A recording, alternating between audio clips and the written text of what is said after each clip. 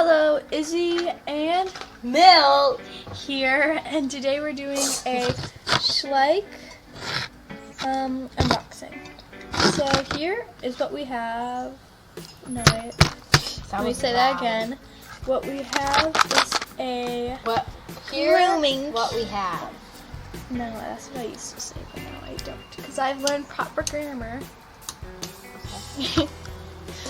Okay. So let's just unbox this thing, but first we're going to take a look at it. So we have a curry comb right here, soft brush right here, and a hoof pick. And a hoof pick right there. And that is the grooming box. So something in there.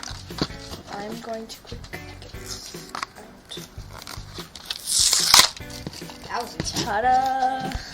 So what is in here is it's really cute. The little red curry comb. I love the detail. This little soft brush, or probably hard brush. I don't know. Focus. Hard brush to me. Yeah. And then a little green hoof pick. Focus. At the same time. Focus. Okay, well, now can you keep it?